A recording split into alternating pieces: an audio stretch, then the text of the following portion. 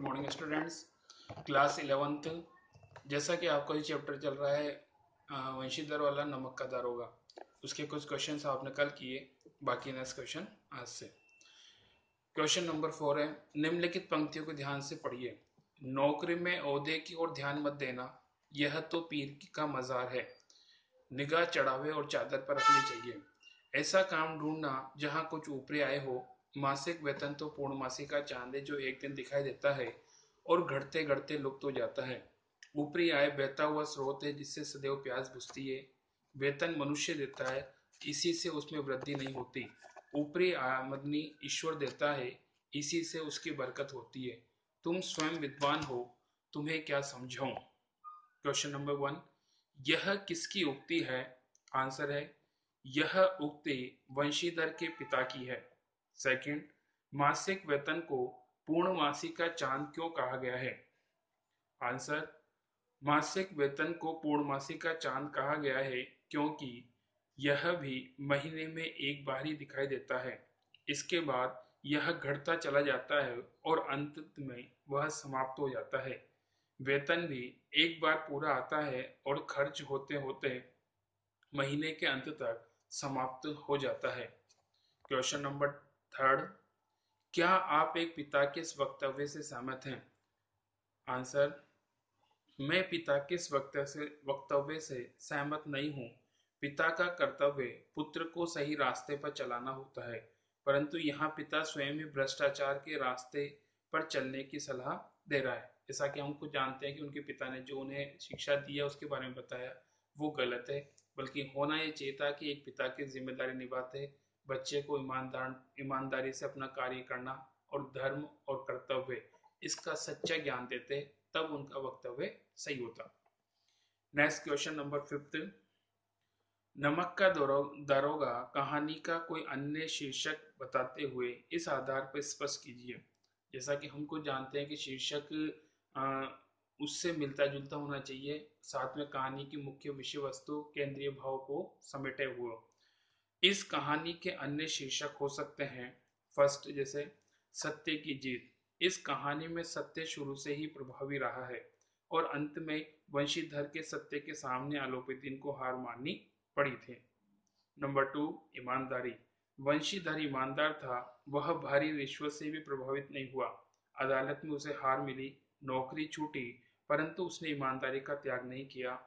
अंत में आलोपिदीन स्वयं उसके घर पहुंचा और इस गुण के कारण उसे अपनी समस्त जायदाद का स्थायी मैनेजर बना दिया।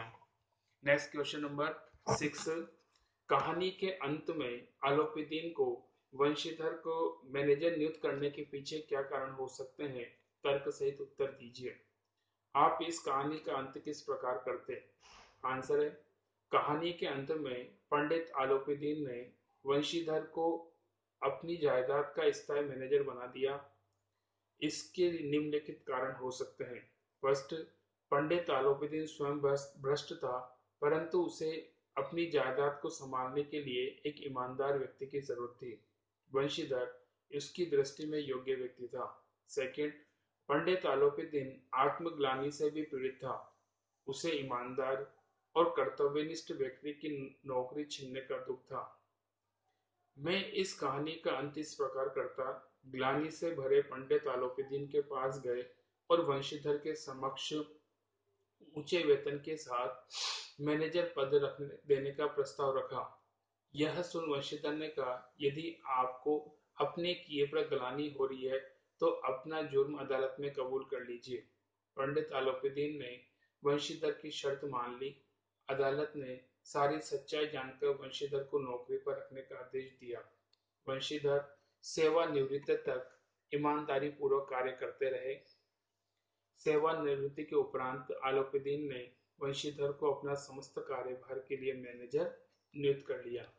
ये अपना अपना विचार है, इसमें हो सकता है कि व्यक्ति अपने विचार के अनुसार कहानी का एंडिंग कर सकता है, लेकिन यथासंभव ऐसा होना चाहिए जो यथार्थ से जुड़ा हो, साथ में जिसमें किसी न किसी प्रकार का कोई तर्क शामिल हो। नेक्स्ट, दारोगा वंशीधर गैरकानूनी कार्यों की वजह से पंडित आलोपिदीन को गिरफ्तार करता है, लेकिन कहानी के अंत में इसी पंडित अलाउद्दीन की सहृदयता पर मुग्ध होकर उसके यहाँ मैनेजर की नौकरी को तैयार हो जाता है। आपके विचार में वंशीधर को ऐसा करना क्या उचित था? आप उसकी जगह होते तो क्या करते? आंसर: वंशीधर ईमानदार और सत्यनिष्ठ व्यक्ति था। दारोगा के पद पर रहते हुए उसने पद के लिए नमक हलाली की और उस पद की गरिमा को ध्यान में रखते हुए ईमानदारी सतर्कता से कार्य किया। उसने भारी रिश्वत को भी ठुकरा कर पंडित अलाउद्दीन जैसे प्रभावी व्यक्ति को गिरफ्तार किया। उसने गैर कानूनी कार्य को रोका। उसी अलाउद्दीन ने जब उसे अपनी जायदाद का स्थायी मैनेजर बनाया तो वह उसकी नौकरी करने के लिए तैयार हो गया। वह पद के प्रति कर्तव्यनिष्ठ था। उसकी जगह हम होते, हम भी वही करते जो वंशीधर ने किया, क्योंकि वहां पे जैसा कि उसने शर्त रखी थी कि वो अपने स्वाभिमान से समझौता नहीं करेगा। और यहाँ पे जैसा कि उसने खुद ने कहा कि उस दिन हो सकता है कि आपने अपने कर्तव्य से मुझे झगड़ा, और आज मैं आपकी भावनाओं से जुड़ा हुआ हूँ और मैं ये चाहता हूँ कि आप मेरे जायदाद के स्थायी मैनेजर बने। मैं ब्राह्मण हूँ, मैं आपके घर से खाली हाथ नहीं लौटूंगा। नेक्स्ट नंबर 2,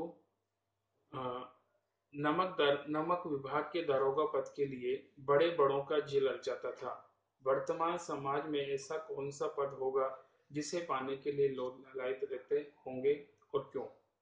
आज समाज में आईएएस, आईपीएस, आईएफएस, आयकर, बिक्री कर आदि नौकरियों के लिए लोग लालायित रहते हैं, क्योंकि इन सब पदों पर ऊपर की आमदनी के साथ साथ पद का रोप भी मिलता है।